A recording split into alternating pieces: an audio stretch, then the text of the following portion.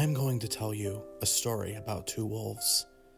These two wolves are part of one movie, a movie fighting itself, a movie that not only wanted to make the biggest franchise in the world, but to be the next Star Wars. Not just that, but to literally change the world. It was a belief its creators held dear to their hearts, that art could change the world. It imagined the world of innovation and creativity they once felt the world had, and that light had gone away, replaced by darkness. Only one movie had a chance, so they thought, to bring that light back. Maybe you've seen this movie, maybe you haven't. Some of the brightest minds in Hollywood set their minds to it. Those two wolves may not be what you expect, but those two wolves come up in the film constantly. Those two wolves make the explicit stated theme of the movie over and over again, and those two wolves let us confront two parts of ourselves, our society, our destiny, that we've got to think about more. The two wolves of Tomorrowland, notoriously one of the biggest flops in history, are optimism and pessimism. No film is more concerned with these two wolves than Tomorrowland. It is a film that wonders why we've all gotten so negative. Why do we give up on the world? Why are we all so convinced that there is no hope in the world? In case we don't know, it comes up pretty damn frequently. It makes sure we're not more than a few minutes away from thinking about these two wolves and trying to influence which one we feed. But I don't think I can talk about this movie except on its own terms. So we're going to be talking about both of its wolves. The first wolf I will call Pessimism Wolf. Pessimism Wolf is a sad sack. It's grumpy. It has no hope in anything and it just wants to mope. The second wolf is called Optimism Wolf. Optimism Wolf believes in a better world. Optimism Wolf sees the best in all of us. We're not going to talk about one wolf and then the other. We're going to switch between them. The two ways that we're going to break this film and all the media surrounding them apart. One of the wolves will be about trying to figure out why this film both fascinates us, but how it could be improved. It is often a deeply, tonally confused film, with lots of big ideas and ambitions that don't ever feel like they gel together. It's how I ended up watching it again recently, and remembering how much I disliked it the first time I saw it. I wondered if I would feel the same way again, watching it for the second time. I found that what had irked me most, way more so than the first time than when I saw it in theaters, was just the sheer amount of missed potential was what frustrated me most. The other one of the wolves is going what I think was the intention of the filmmakers themselves, and why those intentions didn't click. I hope that, in the end, we can figure out together which wolf we can feed. That was the most important thing. To Brad Bird, Damon Lindelof, and Jeff Jensen, the three writers of Tomorrowland, who put all their ambition and dreams into a world that crashed and burned. Why did Tomorrowland fail? Why were audiences not receptive to a film that seems so primed for success? We have to go back to Tomorrowland while there's still time. You see, right now, there is a machine that uses microscopic particles called tachyons to predict the end of the world. The only way we can possibly stop the world from ending is to use these tachyons ourselves to create an outcome where Tomorrowland succeeds and the world is saved. While the citizens of Tomorrowland used to use pins to draw people of Earth to its world, now we have a far simpler way to get there, which is by watching this video essay. We also know that liking, commenting, and subscribing are great ways to increase the power of the tachyons, and keeping our world safe for a little bit longer. I know this is a lot to ask from you, to travel between dimensions and learn about this film and what it wanted to be. But we're looking for the people who won't give up, the dreamers, the people who dream of video essays about Tomorrowland. That's got to be you. The audio animatronics never choose wrong when it comes to who gets to watch this video essay. So come along with me while we have time, and we can save Tomorrowland. Come on, we saved a seat just for you.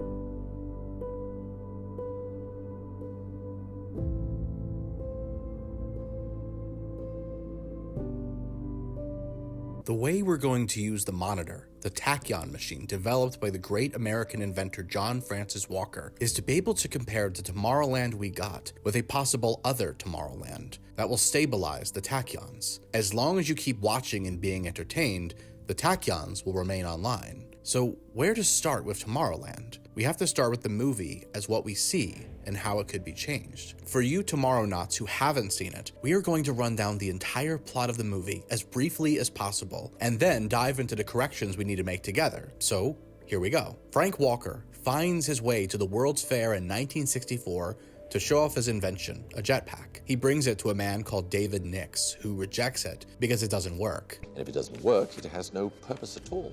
Thank you for your time, Mr. Walker. His assistant, a robot called Athena, sneaks Frank a pin that will help him get to Tomorrowland, the parallel dimension where great thinkers and inventors can create whatever they want. Frank gets to Tomorrowland with Athena's help, has a robot fix the jetpack for him, convinces David Nix to let him stay. It works now.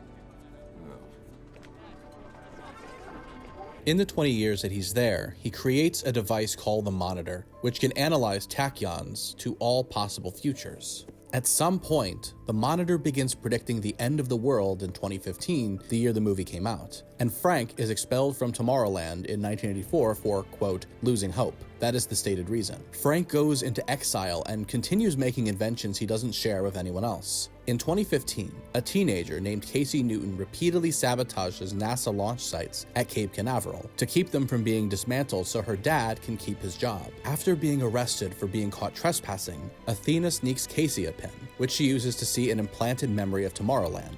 She finds a shop in Houston selling copies of the pins and heads there, but both of the shopkeepers are robots who attack her when she refuses to give them the pin and give up who gave it to her, which she doesn't know. She is saved by Athena, who gave her the pin secretly. She destroys the robots. Athena and Casey go on the run, going to meet Frank as he can help them get into Tomorrowland, as they are chased by more robots controlled by David Nix, still in charge of Tomorrowland decades later. Athena and Frank were implied to be in a romantic relationship while he was in Tomorrowland, and that Athena herself was expelled from Tomorrowland sometime between 1984 and 2015. They use a teleportation device to go to Paris, where Frank reveals that Tomorrowland was created by several great minds like Nikola Tesla and Jules Verne, and that their secret society was called Plus Ultra. They use the Eiffel Tower as a launch pad for a rocket that teleports them into Tomorrowland. David Nix takes all of them captive, where he reveals that he's been using the Monitor to implant memories of the world ending into humanity to try and convince them to do something about it. What reasonable human being wouldn't be galvanized by the potential destruction of everything they've ever known or loved? Humanity instead commodifies the end of the world and even seems to welcome it. It can be enjoyed as video games, as TV shows, books, movies. The entire world wholeheartedly embraced the apocalypse and sprinted towards it with gleeful abandon. Meanwhile, your Earth was crumbling all around you. There are only 58 days until the world ends, according to the Monitor. Nix, who thinks humanity can't be saved, tries to stop them, and Athena dies in the process of destroying the Monitor. Once the Monitor is destroyed, the presumed end date of the world goes by without anything happening. A year ago, it was all supposed to be over. We shouldn't even be here.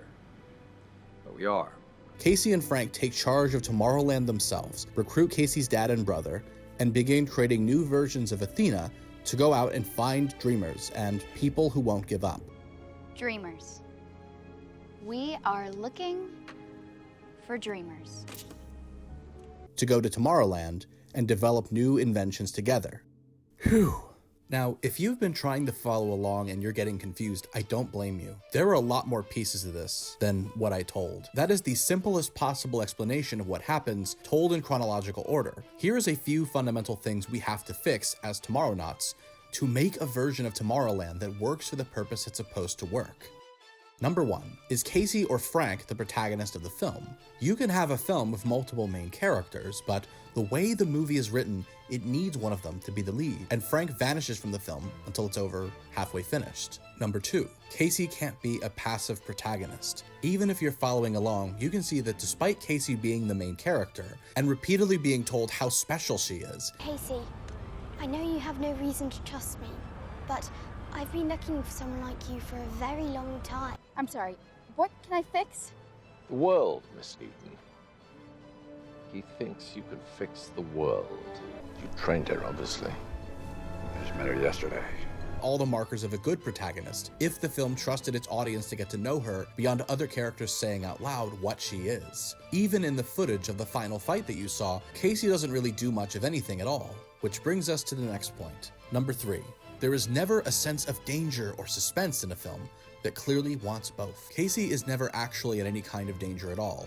in a film where she's clearly meant to be. When she's arrested at the launch site, she's barely in jail for a few hours. When she's attacked by Nyx's robots, Athena and Frank are so overpowered that she's never in trouble. When they get into the final battle with Nyx, Casey is never targeted by any of them at any point. We'll go into more detail about this when we get to these points, but a major part of our corrections is creating the same sense of mystery and excitement that you would find in a Steven Spielberg movie, a filmmaker who Bird and Lindelof and Jensen are clearly inspired by. Number 4. David Nyx should be the only creator of Tomorrowland. The film muddles itself up big time by pulling every famous name of the 19th century it can think of to be the founders of Tomorrowland, who only seem to be name-dropped to lend this film credibility that it ironically loses for not knowing how else to emphasize Tomorrowland's importance. Nikola Tesla, in particular, is often invoked in a number of alt histories of founding secret societies like Plus Ultra, or making high-tech inventions. Reframing this to David Nyx, a character already inspired by all of these people, also lets him be a presence throughout the film. Nyx only comes up exactly once in the hour he's not on screen, despite being the main villain of the movie. Contact Governor Nyx. John Francis Walker. By authority of Governor Nyx, this unit has been authorized to extinguish your light. This is also something we'll expand upon more. Number 5. The film's themes need a lot more work. I think this is going to be the biggest one, because the biggest reason why this film didn't connect with audiences, despite how much ambition and craft was put into it, is because audiences don't like being lectured at, even if it's about concepts they largely agree with. Can we fix it? Sorry? I get things are bad, but what are we doing to fix it?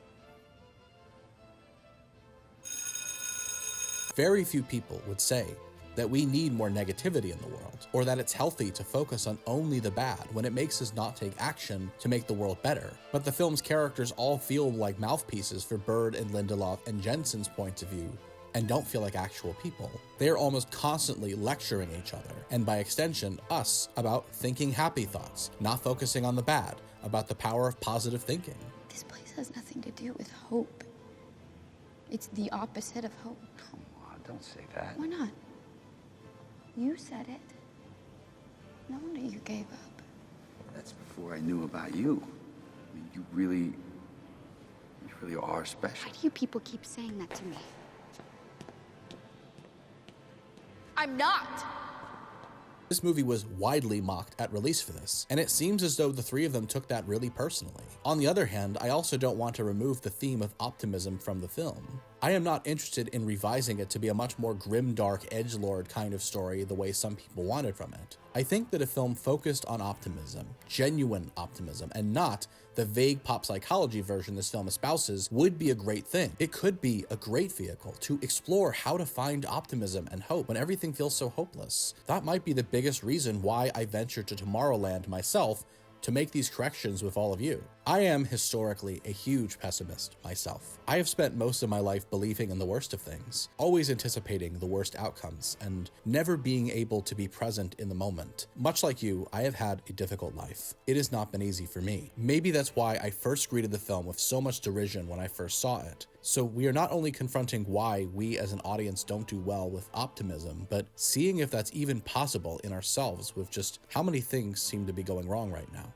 I have no solutions for all the bad things happening right now. There is no solution that will make the world a better place tomorrow. So this will be a dark night of the soul for all of us here in Frank Walker's Monitor. I think those are good places to start. With all of these together, jumping between the two wolves when we need to, we can figure out what Casey and Frank couldn't, and know which wolf we need to feed. Once we know that, we will succeed where the rest of Tomorrowland failed. It's taken us 10 years, but we will finally explore the ruins and see if anything can be rebuilt.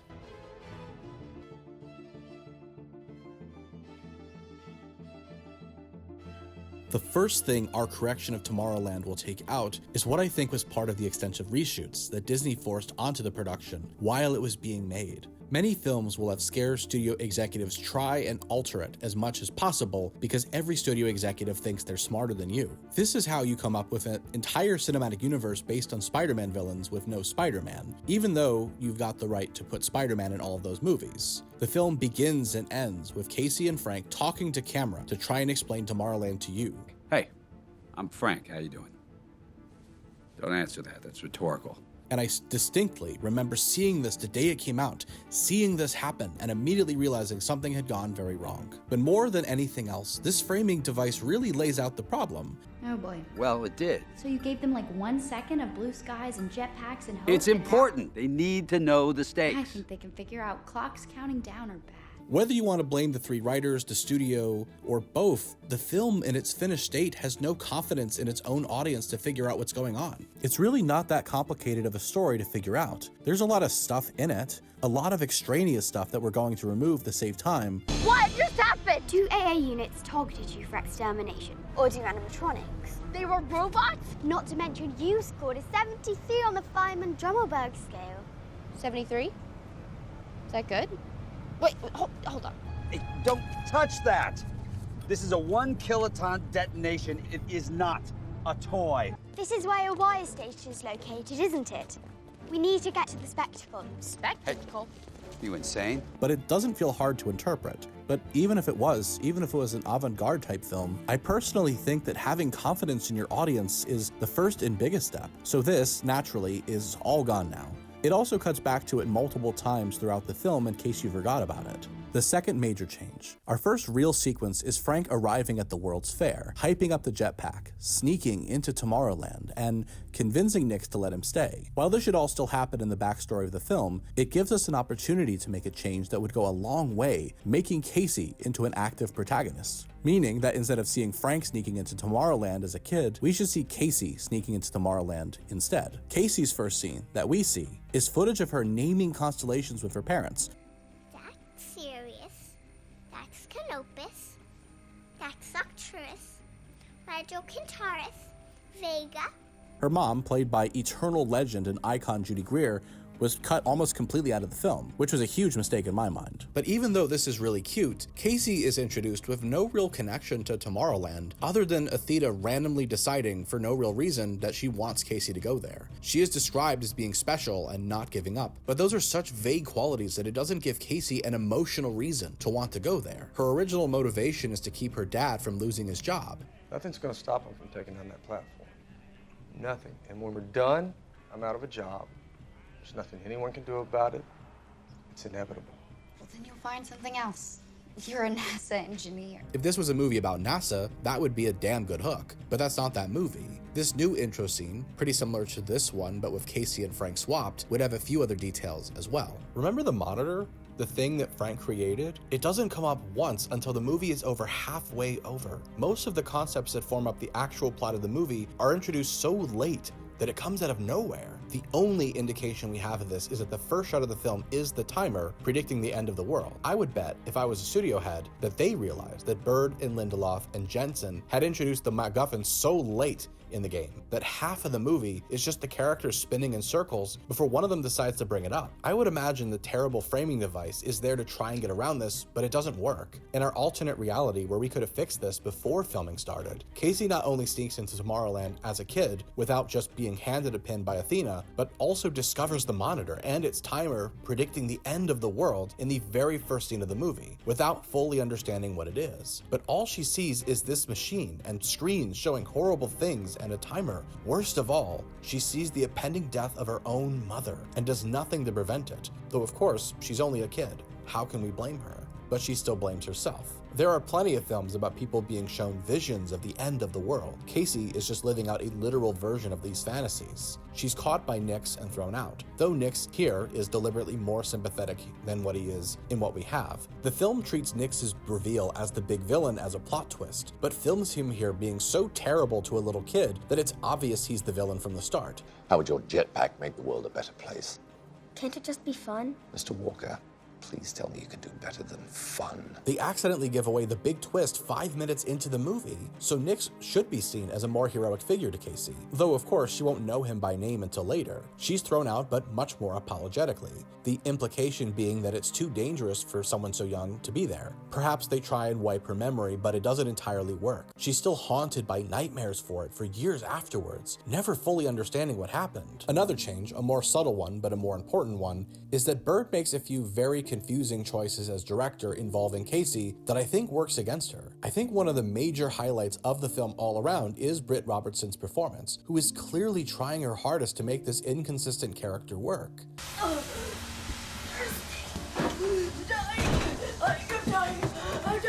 dying. Fantastic. She's got guts, you gotta give her that. Non, désolé, le musée est fermé. Ah, sometimes just, Human!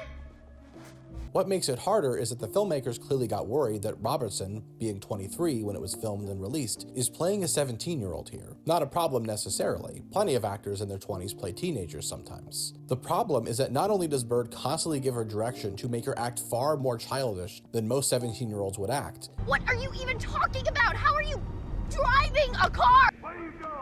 I'm touching things! Hey, what's this doohickey with the trombone slidey thing? Leave that alone. I'm serious. Will you take me there? No. Then you're not serious! But he has wardrobe putting her in baggy clothes that don't really fit her that well to make her look even younger. By accident, they achieved what's called the Streisand effect. By trying to hide something, you end up making it even more obvious. By having Robertson act far younger than her character's age, it makes it obvious she is not that age. Robertson was ruthlessly mocked when the film came out, but I don't think any of this is her fault. I think Robertson was very much someone who could have had a career with the likes of Jennifer Lawrence or Brie Larson or Margot Robbie, who are also famous actors coming up during that time who took similar roles to her during that time. But because of movies like this one, well, she's never had a role like this one since. It's even stranger that Bird made such amateurish mistakes when it came to her direction, given that he's worked with kids before, in The Iron Giant and The Incredibles. Ironically, those two films would be great models in how to introduce the kind of character Casey is. She's introduced in the film with the film trying to make her look as cool and badass as possible, trying to sabotage the NASA launch site to protect her dad's job. And as the saying goes, the harder you try and look cool, the less cool you'll end up being. Let's contrast Casey's intro with the first scene of Dash and Violet from The Incredibles to give a better indication of how Bird has done this kind of thing better before. They're both introduced really quickly in that movie. For context, they're both mutants with superpowers in a world where superheroes are banned because of their dad. Whoops. Dash is introduced being sent to the principal's office because he's so bored and pent up that he's been playing pranks. Right there! Right as I'm sitting down! I don't know how he does it. But there's no tack on my stool before he moves, and after he moves, there's a tack. Coincidence? I think not!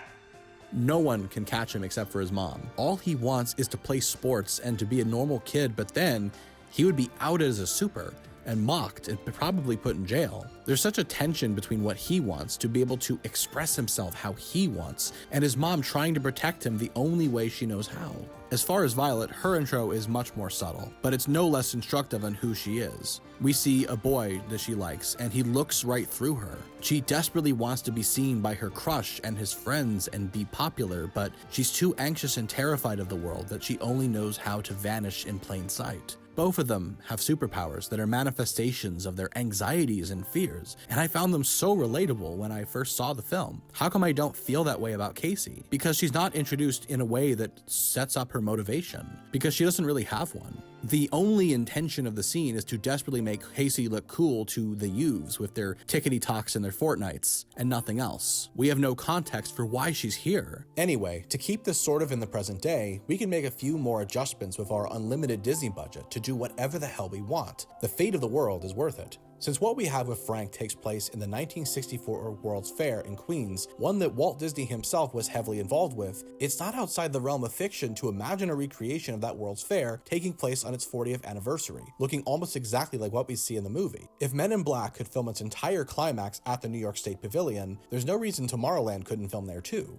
The wild part is that even though the most important scene of the movie takes place there, not a single second of footage was ever filmed in Queens. Why make an entire recreation of the pavilion if the real thing is still there to this day? If it happened 10 years before the present day of 2015, that would make Casey roughly 7 or so, around the same age Frank is in what we have now. You can also remove the jetpack entirely or trying to get Nix's approval, since it's set up to be this big climactic moment for Frank, but is only referenced again when he uses someone else's jetpack to use Athena's body as a bomb at the end of the film. The jetpack, much like almost everything else in Tomorrowland, is one of the many Chekhov's guns that either go off right when you see them or never go off at all. That trope is named after the playwright Anton Chekhov, and the idea that if you introduce a gun in the first act, it should go off in the third act. And that doesn't really happen that much here. So we can lose that. It is easier to have Casey getting caught sneaking around by Athena being told not to, but defiantly sneaking off anyway, finding her way into Tomorrowland, much like Frank does, maybe even pickpocketing Athena's pin so she can get in, and witnesses the monitor, the scenes of carnage, the timer counting down to the end of the world, and mind-wiped to protect what's left of her psyche. Nyx and Athena aren't even doing this out of spite, just out of desperation. It instills in our new Casey an obsessive desire to go back and figure out what it was to look upon this thing, also giving her a similar motivation to what Nyx is already like in the film. Maybe she can even figure out a way to make up for the death of her mother that she blames on herself. Letting Casey and Nyx be mirrors of each other instead of that random girl who Frank knows would make the two have a greater connection. Not every film needs the hero and villain to be that thematically close, but I think it would serve Casey here. As far as the next scenes, with her sabotaging the launch site, it's arranged in a really confusing way. We first have a scene of her sabotaging the launch site, then finding out her dad is about to lose her job, then getting annoyed at her teacher's doomerism. Environmental entropy. The polar ice caps aren't waiting for us to decide if climate change is real. Then sabotaging the launch site again, and then finally getting caught. We can introduce Casey waking up from a nightmare, which is the scene we just saw, and then immediately closing herself off emotionally.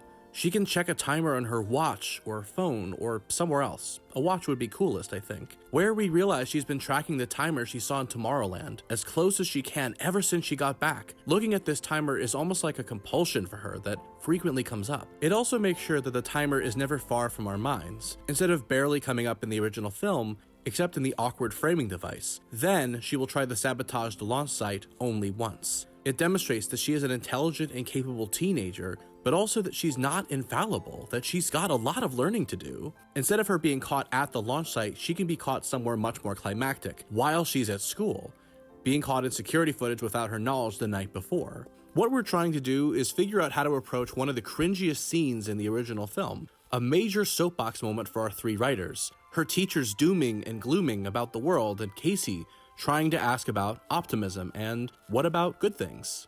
I think a variation of this scene should still be there, though heavily revised. Only one teacher instead of several. The film hits on a variety of interconnected bad things we are currently going through as a society. Mutually assured destruction. Rising coastal waters, intensifying weather patterns. Huxley's Brave New World, Bradbury's Fahrenheit 451, Orwell's 1984. Colonel, you better take a look at this radar. What is it, son? I don't know, sir, but it looks like a giant... Dick! Yeah? Take a look out of starboard. Oh my God, it looks like a huge... Pecker! Oh, yeah.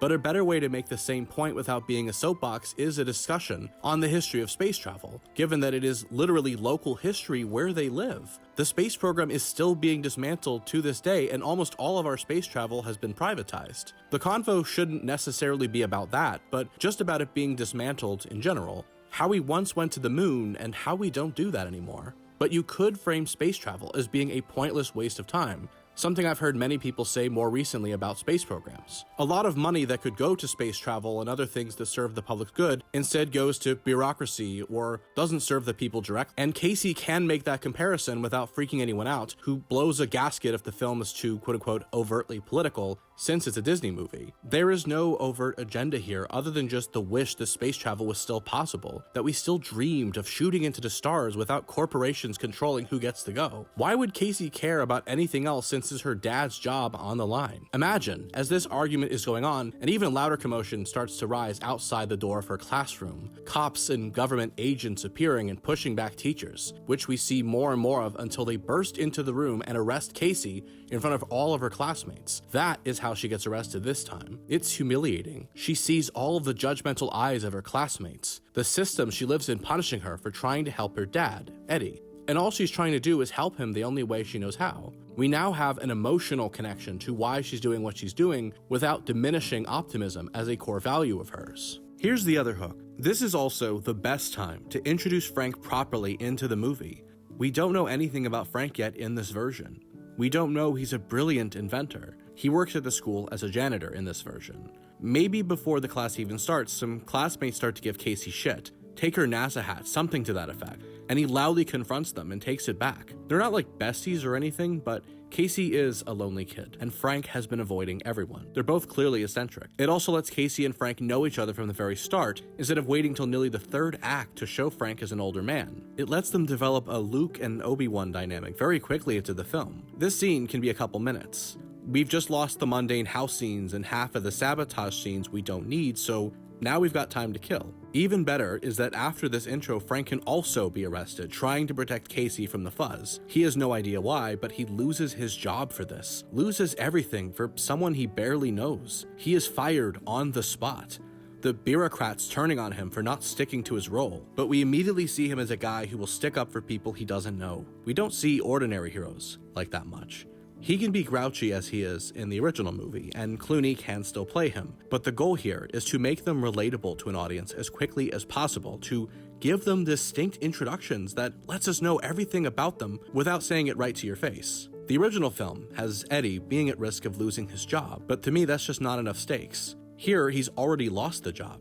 Instead of living in a vibrant, gigantic sitcom house, the house is for sale, everything is in boxes, signifying that he's lost his job in the same recession that so many of us, or our loved ones, lost our jobs in. It subtly connects Casey's world to ours in ways that we can actually identify with. An added detail, the shuttle at Cape Canaveral that Casey is trying to protect is not just any shuttle, but a shuttle that Casey's parents worked on together. They weren't in charge, they didn't do everything, probably the lowest level jobs in that capacity at NASA. But they were both brilliant engineers. And Casey's mom, Jenny, died in a shuttle crash or a shuttle blowing up in orbit. A death that Casey saw in advance on the monitor and then happened to her in reality. It's left her not only grieving Jenny, but wanting to be like her, being an engineer like her. Kids losing parents is a common trope in films, but instead of it just being a shorthand to give her a traumatic backstory, her reaction to something so tragic can be trying to live up to the image of her mom. You can have most or all of this revealed at the jail. You can have the arresting officer be someone that Eddie also knows, with Eddie saying something like, "Are you having nightmares again? Is this you trying to tune it out?" In the midst of all of this, Frank is also being processed, but unlike Casey, Frank doesn't have any family to look after him. The fuzz keeps messing with him. They can tell he's eccentric and easily provoked. He's not trying to antagonize anyone, but they make Casey and Frank collect their stuff at the same time, and they're so sloppy about it that their stuff gets combined in the process and they have to sort it out. This is how Casey gets Frank's pin by accident. Casey never gets her own pin in our corrected Tomorrowland. She gets it because of a freak accident. She gets most of the effects in a bag and doesn't pay much attention to it at first. Eddie is trying to spirit them out as fast as possible. Frank realizes that Casey has his pin and tries to go for her, only to be tackled again and held down. Casey tries to get back to him, but Eddie, far more cynical than her, forces her to keep going, keeps her from helping someone. Casey wanted to do the right thing here, but her dad wouldn't let her. Eddie has given up on other people. And even though he is not a deliberately malicious person, we can see how his apathy is setting a bad example for his kids. He's not cruel to either of them. He genuinely loves and cares for them, but that care won't extend anywhere else. Fuck that old guy, even though he tried to help you. It's not the dad she remembers. She and her brother, Nate, are genuinely disturbed by this, and this is also going to tie Eddie into Nick's far later on a thematic level, when we see that same apathy from a much more powerful man and what that kind of apathy does when it's connected to power. So in the process of being dragged out, we can have the only part of the film that truly works on its own, the part that works so well that it was all over the trailers. Casey seeing a vision of Tomorrowland through the pin. The only difference is that Casey is seeing this with Frank and her dad and brother all present. Frank pretty quickly latches on to what's going on. Dad sees this as her having a panic attack, which she kinda is. But you can keep some of the fun moments from that sequence. Have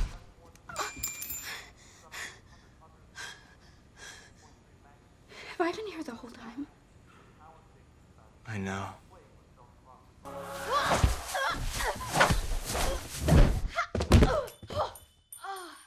Another change. This time, Casey does not try to show her dad the pin. First of all, why would she think that anyone would believe her? Nate might believe her, but that's it. It also adds the tension of her trying to sneak the pin without catching Eddie or Nate's attention, eventually having it taken away from her along with the rest of her stuff and being sent to her room. Eddie, in the original film, is essentially a saint.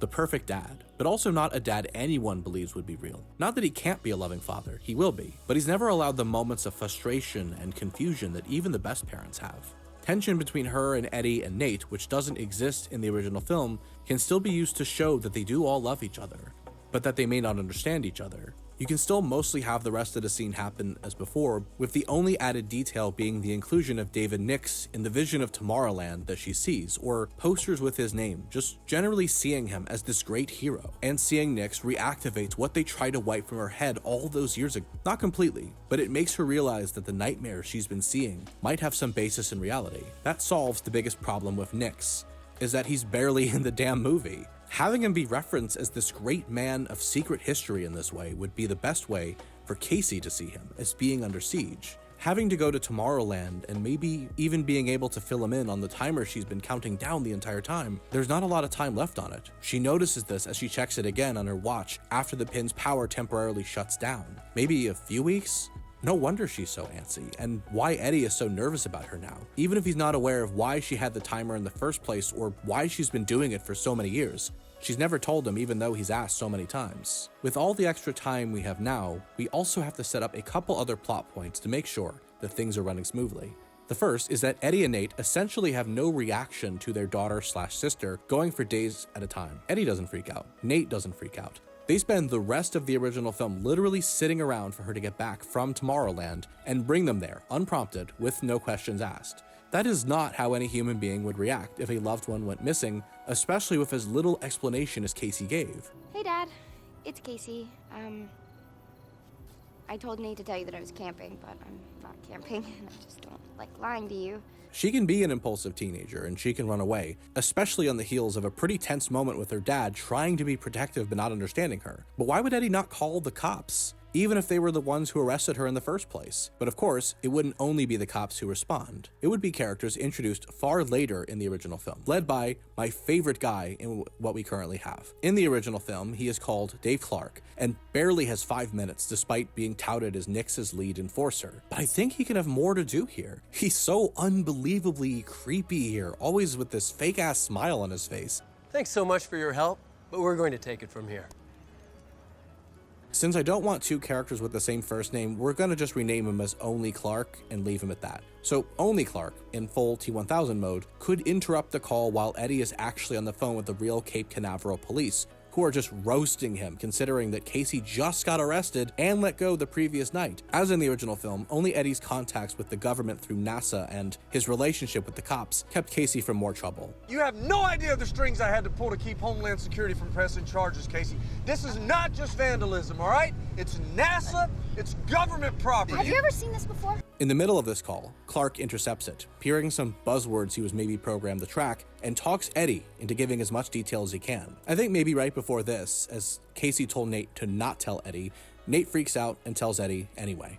In the middle of this is Athena and Frank confronting each other for the first time. You'll notice that so many of my changes are just taking plot details and moving it to the first act so we actually get to see relationships between characters grow and expand. Something the movie got roasted over the coals for when it first came out was the implication of a romantic relationship between Frank and Athena. Now, with the most generous read, it is not the worst idea, since Raffey, Cassidy, and Thomas Robinson, playing young Frank, do have pretty good chemistry together. But you can see where this idea backfires when it is addressed again, now that Frank is an older man, and Athena looks and acts exactly the same. Now, sure, the two do not actually resume a romantic relationship with Frank in his middle age, but there is the vibe of a divorced couple reconnecting they cannot fully avoid, with scenes where Clooney and Cassidy are directed to look lovingly into each other's eyes for minutes at a time. This is obviously not going to be an hour version.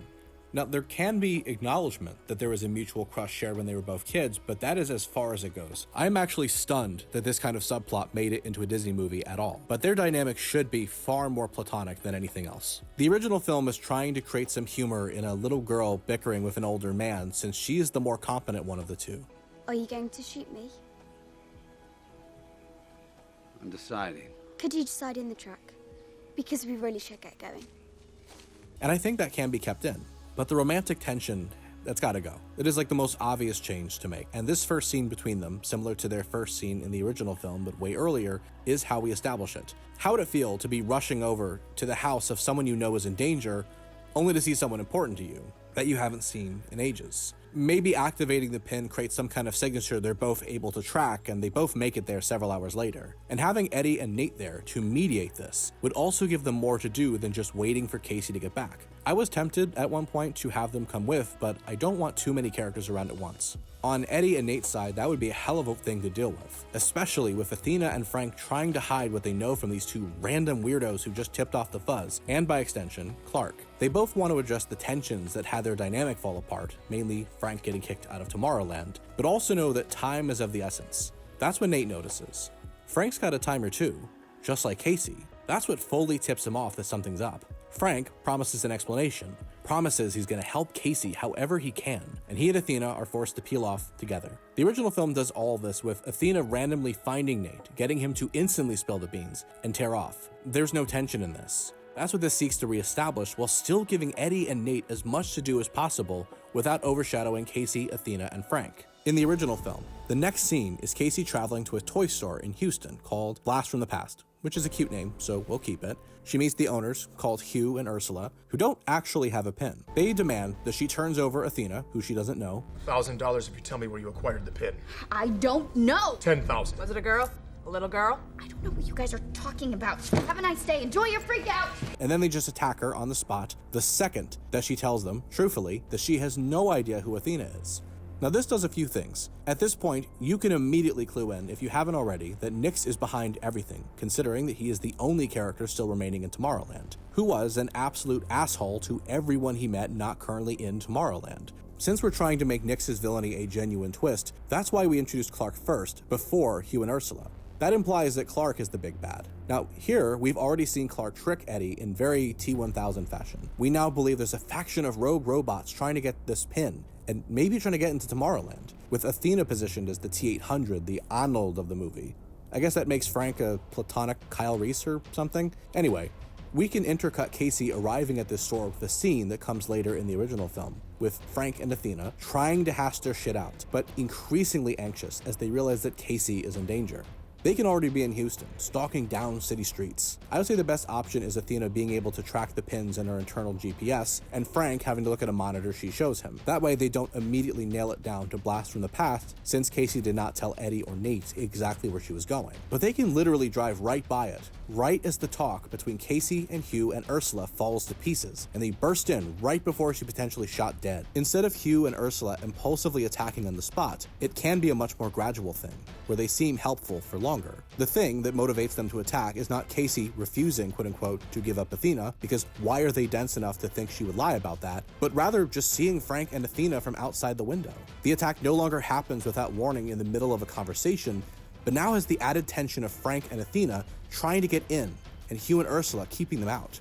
We also want Casey to be a more active participant in this fight, even though she's really outmatched. In the original film, she spends almost the whole fight just sitting around in a force field that Athena made, and they just have to wait for her force field to turn off. In the original film, they both self-destruct on the spot. And this is, I think, meant as a way to foreshadow how Athena will sacrifice herself later on. But I'm gonna take this out because I think that Hugh and Ursula deserve to be antagonists that haunt Casey for the rest of the film. Why cast actors like Keegan-Michael Key and Kathryn Hahn and then barely use them in the movie? Hugh, Ursula, and Clark can be the most persistent foes they face, stalking them up the East Coast and even to Tomorrowland itself, so we're not just having them face only nameless goons and no one else. Now, this also lets us contrast the way that each of these characters fight and how they interact with each other in a tense moment. Like in the original film, Casey and Athena don't know each other aside from the time they now met when she was a kid. Though in this version, Athena never gave her the pin, so it's more astonishment at how she was able to get the pin by accident in the first place. Or even just mocking Frank for being so sloppy. They barely make it out, where a lot of this exposition can be delivered in a car chase throughout the streets of Houston. In the original film,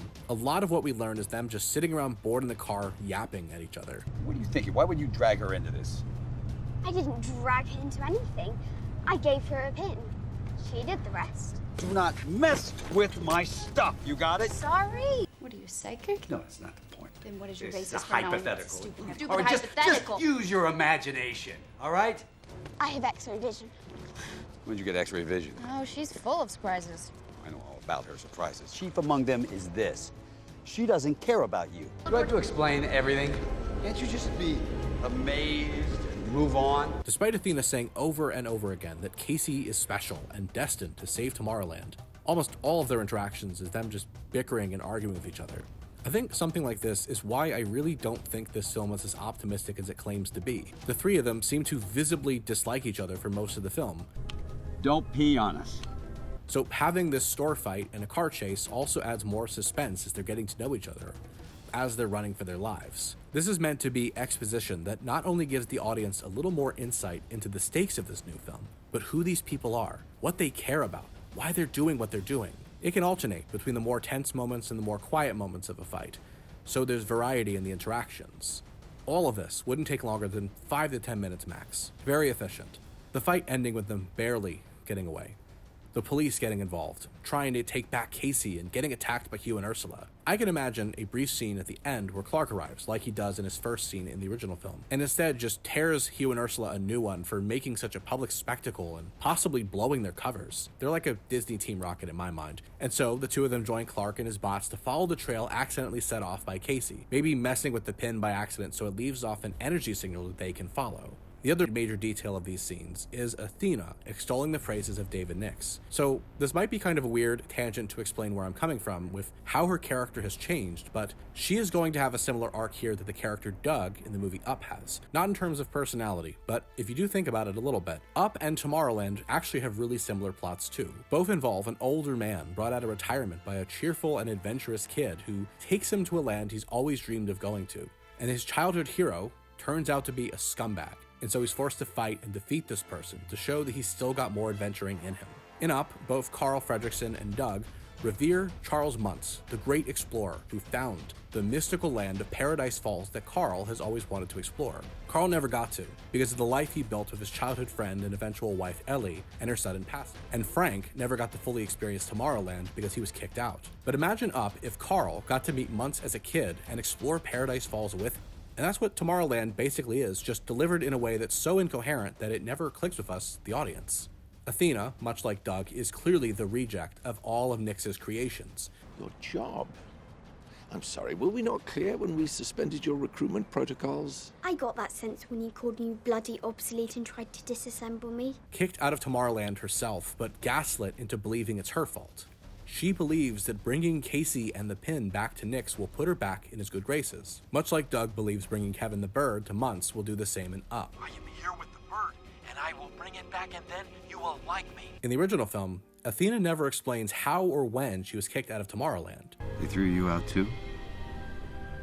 Okay guys, killer robots. Here, she believes it was her fault, and that her arc is to discover Nix's betrayal and decide for herself what she wants to do. It's a classic robot arc here. This is also the best spot for Casey to divulge a little bit about her mom and how she blames herself for her death, confiding this only because she knows Frank and Athena also know about the monitor. It's a chance for Frank to reveal a little bit about why he was kicked out, because he and Athena built the monitor together. Casey maybe has a little while of expressing some anger at him about this, but they hash it out. They have to do it fast. They don't have a choice. They're both coming to terms with their own guilt. But yeah, a campfire scene is a fantastic way for characters to really get to know each other and settle their shit. Maybe this is when Athena realizes that there is an energy signature on the pin, and so she buries it in the ground or places it in a Faraday bag to try and hide it from Nix's bots, who she thinks at this point are all being led by Clark. Like we said, she thinks it's a rogue faction trying to take Tomorrowland from Nix.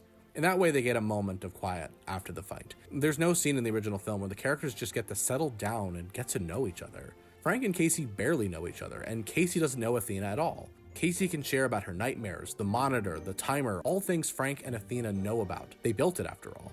And this can also be where Frank and/or Athena tell Casey about the group that used to be called Plus Ultra. But since we know what My Hero Academia is, we are going to change it to something else. It may be easier to just call that Tomorrowland too, because Plus Ultra doesn't have to be a formal organization. Tomorrowland can be the place and the ideology, without a bunch of historical figures being invoked. We already know that in our new version, Nix serves as the role guys like Tesla do in the original film. Otherwise, why is Nix even in the film? He's just a guy who sits around and is mean to everyone. If Charles Muntz from Up was supposed to be a mix of Howard Hughes and Nazi sympathizer freak Charles Lindbergh, why not just do the same with Nix?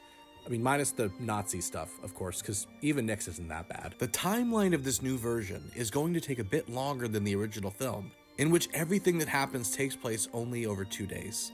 You trained her, obviously. Just met her yesterday. In the original film, we learn when it's almost over that Earth will end in almost 2 months, and that the actual cause is never explained. They don't quite put it together yet, that the monitor itself that Frank built is what will overload and destroy both their worlds. Frank, too, believes it's his fault and Nix kicked him out. In the original film, there is the most implausible possible explanation as to why Frank gets kicked out. The actual stated reason is, unironically, losing hope. Frank Walker has been banished by Governor Nix. He says he has lost hope, and he holds me responsible for having given it to him in the first place. In the original film, Frank stays in Tomorrowland for 20 years, builds the monitor, and is kicked out of Tomorrowland in 1984. Scenes like this, and a moment when we see Frank showing Athena a paper fortune teller that unfolds to read, "We are the future," are just indications that Bird and Lindelof and Jensen don't really see them as characters, just mouthpieces for the vague pop psychology that makes up the core of this film. This, to me, is not a genuine sense of optimism. The objective here, in beginning with Frank and Athena's shame and failing at what they believe to be their ultimate goals, is to set up an ending that feels more optimistic than what we've actually got. That these two people could be absolutely fucked over by systems they believed in, by leaders like Nix, and eventually learn that they still have time to accomplish some little part of what they want. They get to learn what actual hope is like, instead of the version that our writers are so obsessed with that doesn't have any clear parameters. But you can't reach that point of genuine hope without giving them adversity and obstacles to conquer to show their inner strength. Casey's journey is learning that she doesn't need to live up to her mom's memory. Frank and Athena's journey is learning that they don't need Nix's approval to be the people they were meant to be. In a way, Casey, Frank, and Athena have to do this in order to save themselves, and by extension, Tomorrowland itself. They can be interrupted in the morning by the approaching vehicles led by Clark. They rush to put everything up and head back on the road as fast as they can. Casey and Frank both note how close that timer is getting. It almost feels like it's jumping ahead now to make the end of the world seem even more likely. Nix, though we don't see him, has been using those tachyons more and more as he gets more anxious about potentially having some connection to Earth through that last pin. They've only been driving north to avoid Clark so far, but they need a direct transport into Tomorrowland now. Casey comes up with the idea. What about the World's Fair? They already know that both Casey and Frank went through there decades apart. What if that portal is still working? It might be the only one, since Nix has been closing down all of the others to keep Clark out. At least that's what Athena believes. Nix would be so grateful for their help, so they decide to book it to Queens, where the fair used to be. Part of why we're doing it this way is that in the original film, the three of them go to a way station, in a place that is never identified, to get to the spectacle, which is in Paris, to be told about Plus Ultra, to launch into space so they can go back to Tomorrowland. The reason I'm compressing all of this into going back to Queens is for sheer simplicity. We already know that in the canonical film, there is a portal to Tomorrowland in Queens. Why would they not just go there in the original film? Frank is located in Pittsfield, New York in the original film, which means that Queens is still way closer than Paris anyway. So this feels like the most obvious choice, and it lets us contrast the excitement and potential of each World Fair, the real 1964 one and the fake 2004 one that Casey went to in our version, with the actual pavilion as it exists now, a shell of itself. Since the actual Tomorrowland is contrasted between the propaganda one that Casey sees with the real one we're about to see, why not make that more of a motif for this film?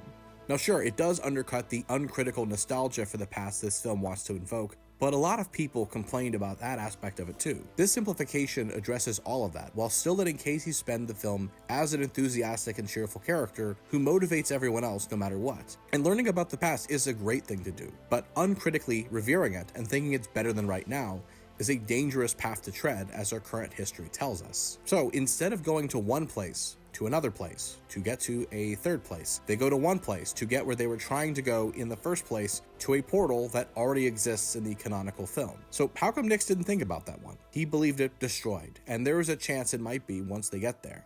But they don't know any other way in. Once they reach it, they see the pavilion as it is right now. And this gives us a good opportunity to have them exploring the empty pavilion Indiana Jones style, even though the real place is still operational and a tourist attraction IRL. But it's still after hours and they're trying to figure out where the original portal is years after it was last used. In the world of the movie, Frank, and Casey in our version, gets to Tomorrowland by riding a recreation of the It's a Small World ride from Disneyland, which was filmed at the actual Disneyland in Anaheim, by the way. I think you can still have that. Maybe it's located underneath an area that was closed off from the public by Nix ever since Casey got in. In the first scene, it worked exactly the way the ride does now, if it still exists when you're watching this. This time it's reactivated by Athena Athena, giving it a power surge from her robot body. It's like a creepier, distorted version of it. Imagine if something like Five Nights at Freddy's was like a Disney property without the jump scares, and that's the vibe we're going for. There's been decades of Disney creepypastas, so why not tap into that energy a little bit? It makes it into It's a Small World crossed with something like the Haunted Mansion. And that's a vibe I can't believe that no one at Disney has explored before. Of course, at first they're just going around, looking around helplessly as the song plays, because the portal doesn't seem to be working at all. Nothing is happening even though Casey has Athena's pin to get them in. After a couple rotations through the ride, not in real time, maybe 30 seconds to a minute of cuts to show the passage of time, they're interrupted by the sounds of machinery and gears tearing, and realizing that Clark, Hugh, Ursula, and their minions have caught up with them.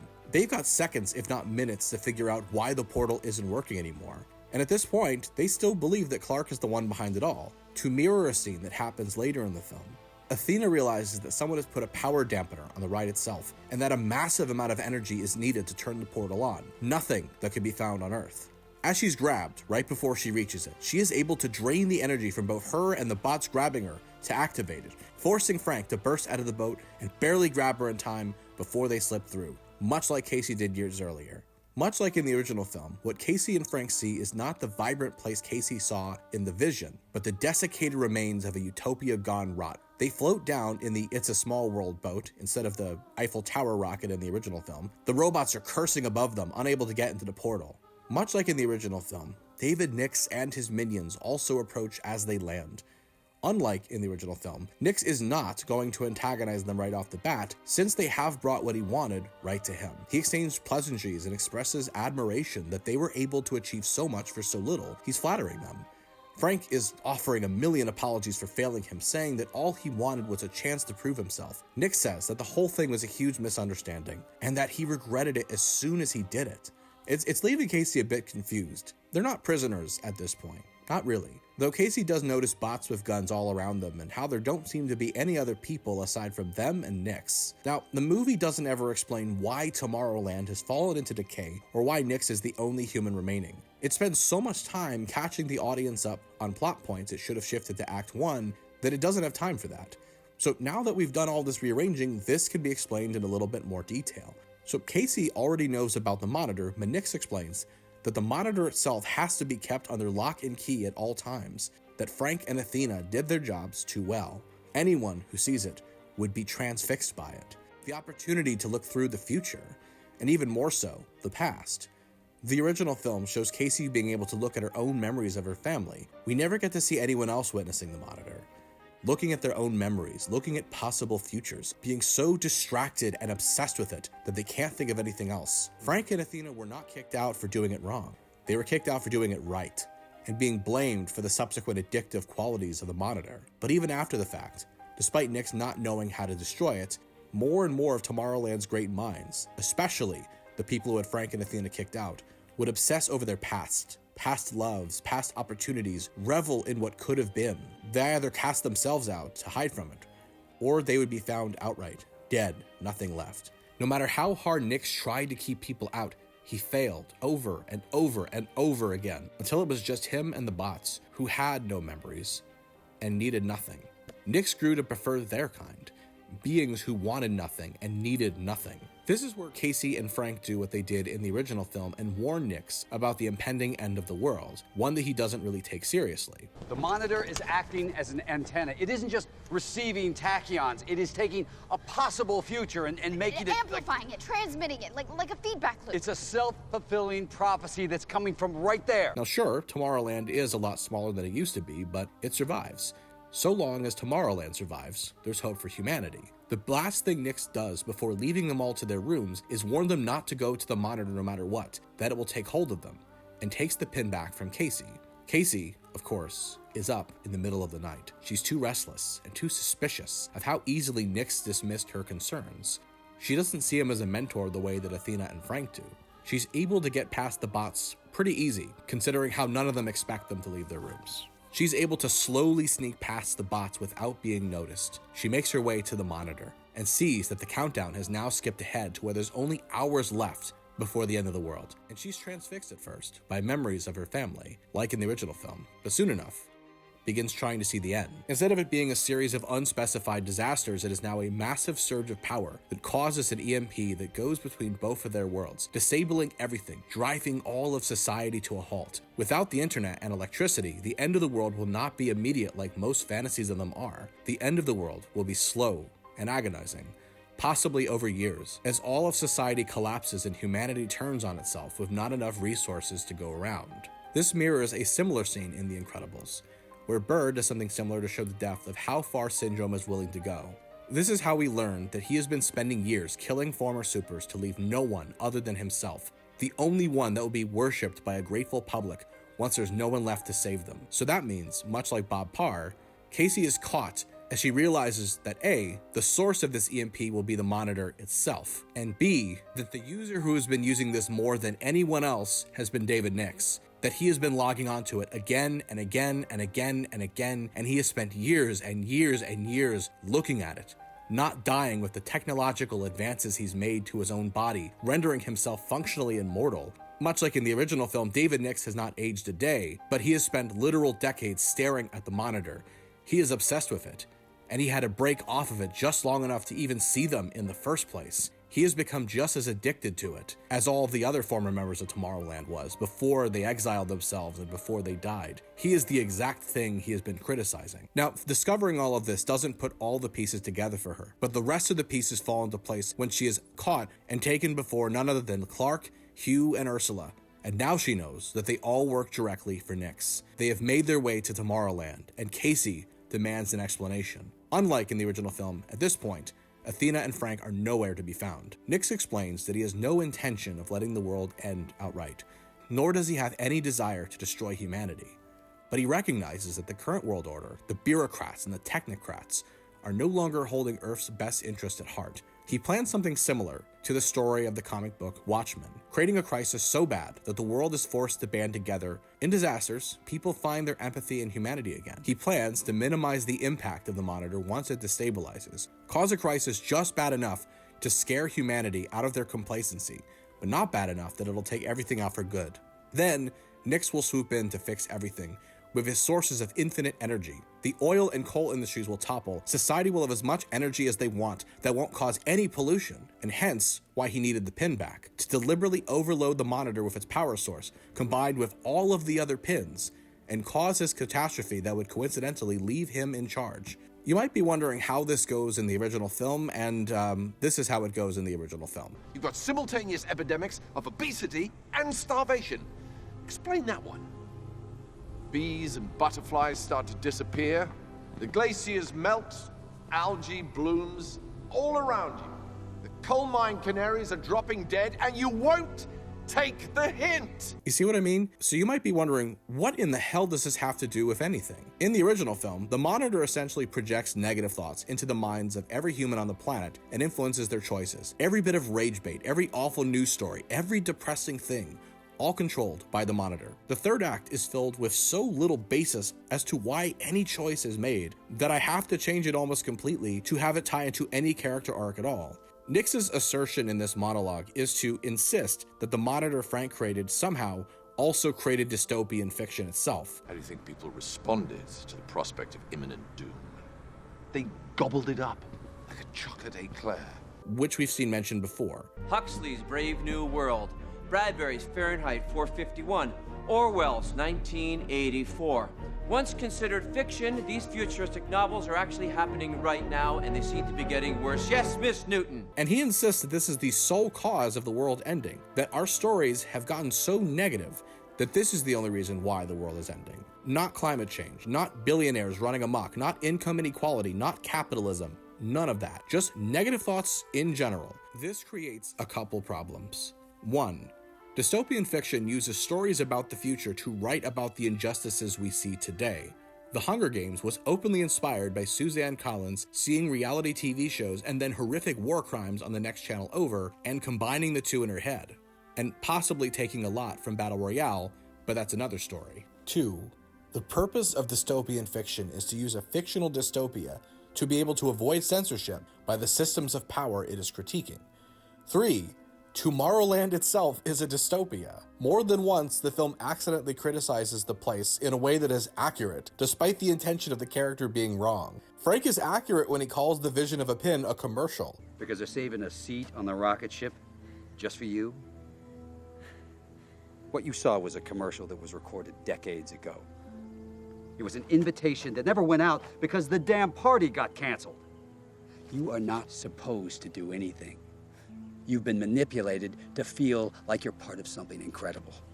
And it is made abundantly clear that Nix is simultaneously the big bad of the film, and he is given a monologue that is meant to share the explicit views of the people writing this film. It is a view so far removed from reality that it ends up being laughable instead of scary. What he has accidentally made is a work of dystopian fiction in the process of trying to create a work of utopian fiction. Hugh Laurie is a talented actor. He is more than good enough to give a monologue like this, so a good villain monologue tells you everything about the character, how they justify the awful things they do. So let's go back to an example we've been using frequently and show one from a talented screenwriter named Brad Bird to get the point across.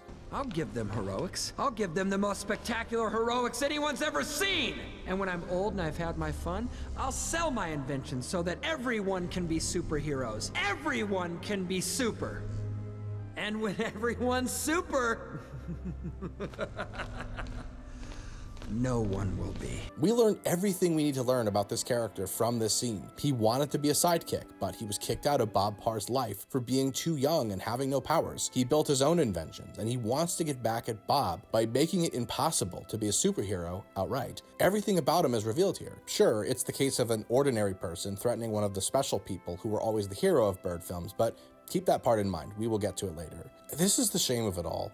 Bird is normally really good at this, but not here. Its sheer wrongness sticks in my head. So in the new monologue that we would want Nix to deliver instead, let's think about what we would want the monologue to say about Nix. His motivations, who he is. How do we want this to make us feel? Do we want to like him in spite of what he's saying? Do we want this to chill us to our core? We can't control the audience's reaction, but we can at least have an intention to aim for. To build that character and to hope for the best, instead of forcing Dr. House MD to do all of the work. We already know what he wants to do. He thinks he can create a crisis to force humanity to respond. He thinks he is the only one who can protect humanity from itself, and that they are not sufficiently grateful for his gifts. He has just enough false humility to think of this as a burden he must assume, while also denying his own lust for power. This is the point where it finally clicks for Athena and Frank that Nix has never really been their friend or mentor.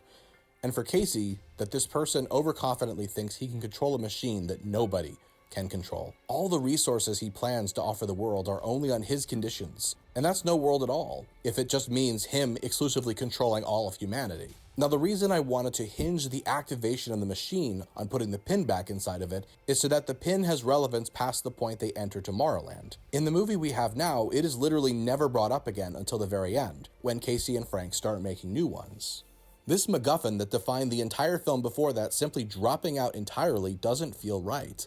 This also creates more stakes than waiting nearly 60 whole days for the world to end. The end is now imminent, hours away, and getting even more likely the more Nix messes with forces outside of his control. The fight that ensues is now no longer prompted by Frank without warning. The other major change I want to make is that I do not want Athena to die in this battle. All of the bots in the film have a self-destruct mechanism that can activate, and Athena's is only set off to try and awkwardly finish Frank's arc.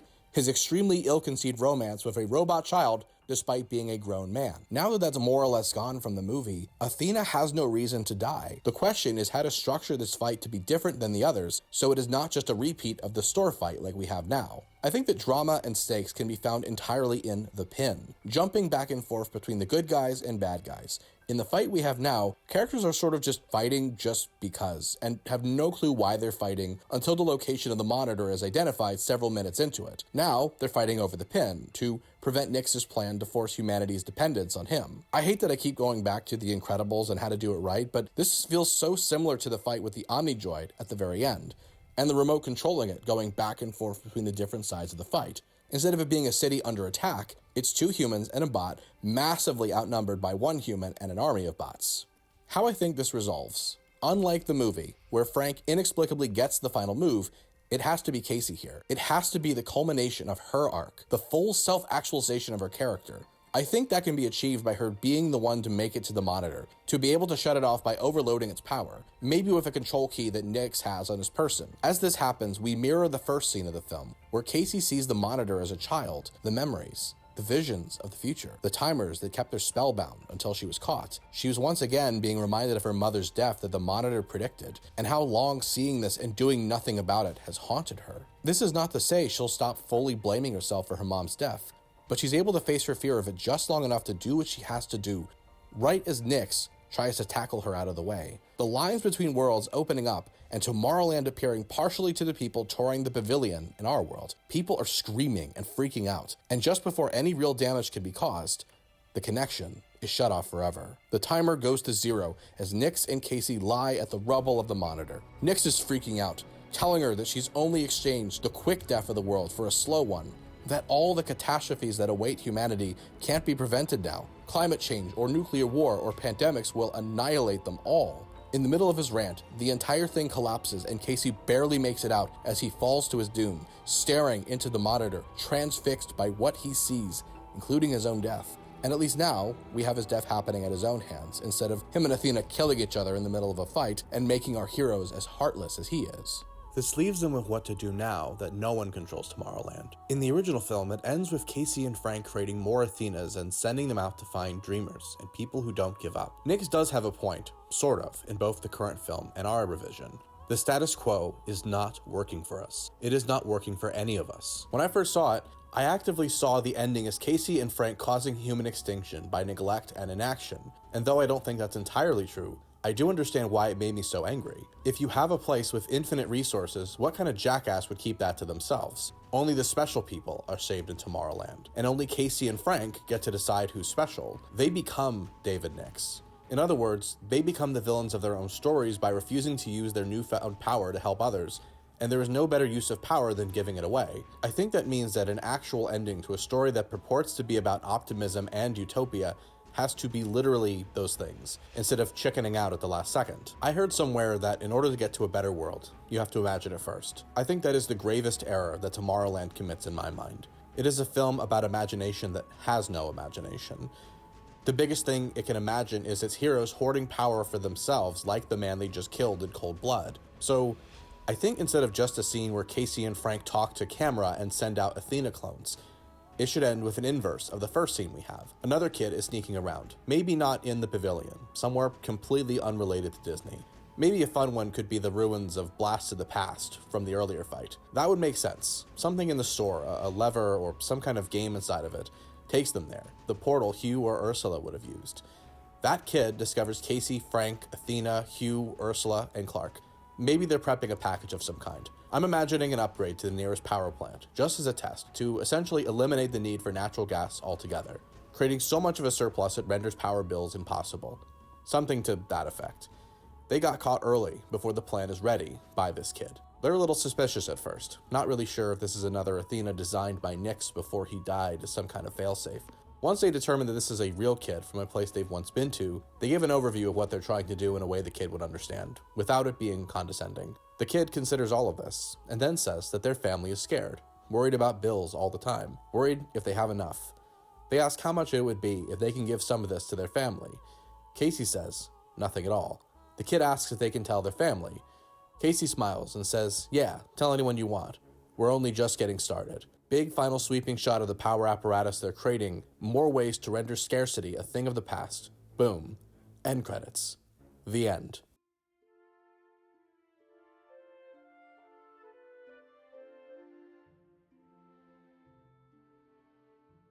So why exactly is this the movie we got? That is impossible to say for sure. I don't know anyone involved with the film, and there is no ethical way to get in contact with any of them. Why would George Clooney take my calls? Why would he want to talk to someone who's been overly critical of one of the biggest bombs of his career, who just spent a bunch of time correcting it? But I do have a couple theories from what I've found. Things that feel relevant today given the landscape we're in. The first part has to do with Brad Bird himself, and the second has to do with Disney. The near cultural omnipotence it's enjoyed for almost 20 years, and now Tomorrowland, by accident, became the last example of a particular kind of film. This article, by Slate, felt like the smoking gun that explained, at least in my mind, why so much of the strangeness of this film, the choices that don't work, happen the way that they do. And it has to do with Bird himself.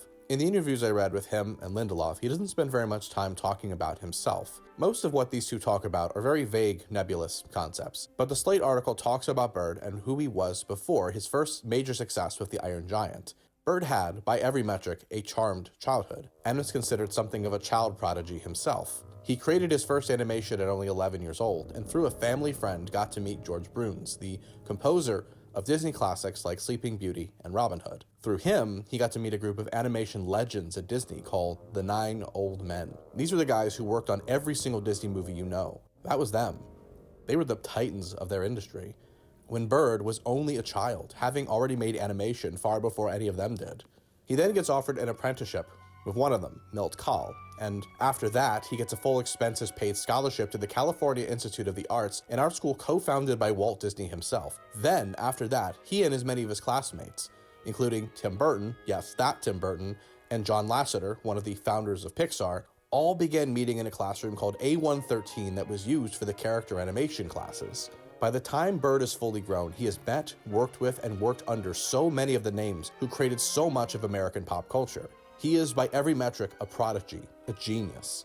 But that prodigy and that genius was guided by a lot of help from a lot of benefactors. Not just a family who let him travel to Montana, to Oregon, to California whenever he wanted to learn from these animators. Not just the full scholarship he got on behalf of the Walt Disney Company itself, but the classmates at the school he went to that would go on to create works like Toy Story and Beetlejuice. Bird had and has incredible talents as an animator, a writer, a filmmaker, but they were cultivated through his connection to Disney, to CalArts, to A113, which coincidentally is given its own shout-out in the titles of Tomorrowland, and has been referenced by many CalArts alumni. Name a genius, and you will see the ways that others helped to cultivate it. Even more interesting is what happens to our prodigy after he graduates from CalArts. He goes to Disney, his dream company, and his dream job. In spite of how much genius was recognized in him for so long, he doesn't stay for very long. The only major project he gets to work on is called The Fox and the Hound, and he absolutely hates it. The film itself is not that bad, but it's nobody's favorite. It's one you forget about until someone mentions it again. Kinda like Tomorrowland. He gets fired off the movie. The genius cast out of Disney after spending most of his life there revered as a child genius. Though his Wikipedia page lists the name of the man who fires him as Edward Hansen, and Hansen is listed as production manager on that film according to IMDb, I don't want to list that as a definitive fact since it's a little hazy. But regardless, Bird is out of there. He heads back into television, and after some fumbling around, the first show he gets to work on that lasts is called The Simpsons. And so, the child genius gets another lucky break from more people who cultivated his talent. Now, in all fairness, this is massively oversimplifying a really long career on a multitude of projects, but you can at least see the pattern I'm creating. It also, more than a little bit, feels like both Casey and Frank, in some way, are based on him directly. One of them is the child genius who no one recognizes, and the other one's life was snuffed out far too early, and forced to leave the place where it felt like genius was all around every day. I think this, in turn, leads to the push and pull that makes Tomorrowland struggle to work as is. What we have is not just a movie, but also a film promoted with an ARG, artificial reality game, called The Optimist, released in 2013, that had fans searching D23, Disney's yearly convention, for clues in the real world to learn about the upcoming film. It was the film with its own promotional prequel novel written to advertise the film, called Before Tomorrowland, which was written by Jeff Jensen, one of the screenwriters of the film. It is a film that ends with an obvious cliffhanger hoping to lead to an MCU-sized franchise of Tomorrowland movies. The next film, which we will call Tomorrow to Land, clearly was going to be about Casey and Frank overseeing the new Athenas and all the misadventures they'd get into inside of Tomorrowland. There's a million products you could create based off of that if this movie had succeeded. That's where I think the unstoppable force hit the immovable object. There is an irony in Bird returning to the company that once threw him out to make a movie about the place that threw him out. Sure, he would come back to be one of the big names at Pixar and win the multiple Oscars, but I wonder how much David Nix is based on Edward Hansen, if that story is true. Whether the Wikipedia article is true or not, and even if it wasn't Hansen, the middle managers who snuffed out his dreams and only gave a shit about what's safe and corporate and easy to market is a film that's entirely about playing it safe and corporate and making it easy to franchise. Though Bird and Lindelof say this is an original story in most interviews about the film, I don't entirely believe them. It's clear Disney wanted to replicate the success of previous films like Pirates of the Caribbean and take parts of their theme parks and make even more products out of it. Like it or not, Tomorrowland is an adaptation of a section of a theme park instead of a specific ride with a specific story. And it arguably funnels in It's a Small World and Space Mountain directly into that vision. That's the question it can't answer. Can you take your own childhood, your own personal myths about yourself, and turn them into corporate IP? Tomorrowland suggests that it's impossible. I don't look at characters like Elizabeth Swann or Will Turner and think they have anything to do with the personal lives of Gore Verbinski and Ted Elliott and Terry Rossio, the directors and writers of Pirates of the Caribbean. It doesn't mean there's anything wrong with basing characters and stories on yourself or the people you know. All sorts of incredible works of art have been made that way. But does that work in a crowd pleaser? Does that work for a film designed to target as many markets as possible? In Tomorrowland's case, the answer is a resounding no. The way we've tried to correct Tomorrowland involves flushing it of its Edward Hansen influence to let Nix be an actual character instead of the straw man who kicked Bird while he was down, all the way to one of the biggest bombs in human history. I'm not claiming for a second that I can make anything approaching the Iron Giant or The Incredibles or Ratatouille in my wildest dreams, but I think a big reason why those films enchanted me so much as a kid is because Bird could put his own personal philosophy into the film without it being literal reflections of himself. Bird has often been critiqued for having most of his films be about special people who have to deal with the burdens of being special in a world of ordinary people.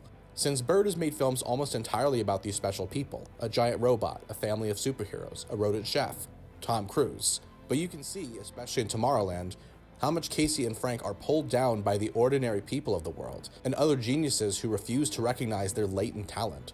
In what exactly, the film doesn't seem to know. Casey and Frank are never wrong about anything, unless they're both arguing with each other. They're dreamers and they never give up, but they don't seem to dream about anything other than the very vague concept of everything being better just because. It is a very aspirational concept, and it's easy to see how much it would infuriate Bird to see his vision of optimism be struck down by a cynical viewing public, or at least having that be the next chapter of his personal myth. I don't say this as a judgment of Bird's character. From all intents and purposes, he comes off like a genuinely decent guy who loves making movies, and in this case, all of his creative instincts backfire. This is more to explain, in my mind, why audiences rejected this movie, but also why I find it so fascinating since I rediscovered it, and how there are a very small but very passionate community of people who find this movie to be inspiring, even if I don't. To put my cards on the table, I am not a genius. I think I wanted to be at one point. I think my parents wanted me to be a genius. I remember seeing that in Casey, the wanting to be a genius but not actually being one. I wasn't particularly athletic as a kid. I didn't excel in any hobby. I had a lot of tough parts about growing up, but so did you. My trauma and yours are not unique, but no less painful. I desperately wanted to be special, like every other kid. I wanted the ticket to Hogwarts, back when people liked those books. I wanted my own Pokemon, my own lightsaber, my own everything, like every kid. Especially every kid immersed in American pop culture. I wanted to be the hero and feel important and be important for the first time. What happens when you actually achieve the power and success you've always wanted? Or worse yet, guaranteed power and success through the circumstance of your birth. You only want more. Your insecurities never die. Do you think that any successful person, way more than me or you, is not the most deeply insecure person you've ever met? How come the 2-time Academy Award winner has the same kinds of insecurities I still have every day?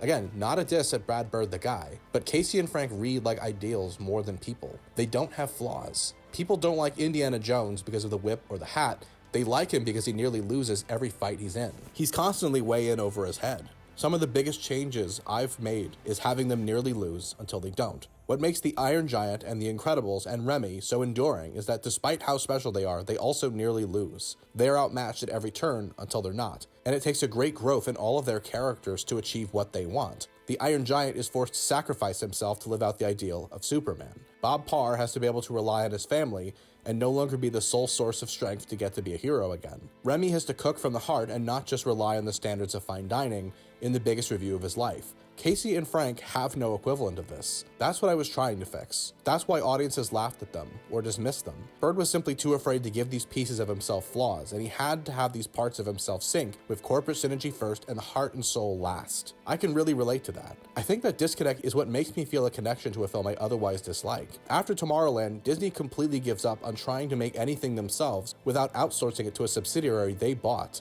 Nothing but Marvels and Star Wars is still the heat death of the universe. There is a good movie hiding inside of Tomorrowland, and it inspired so much more frustration than that because audiences saw it. I think even its biggest haters see what it could be, and what Bird and Lindelof and Jensen were too afraid of it being. Is this correction the best movie ever made? No. But the intent was something that had genuine optimism for the world and hope through resilience, and not just turning self-help books like The Secret into an action movie. That's what I've tried to unearth here. changing as little of the plot and themes as possible. Did I succeed?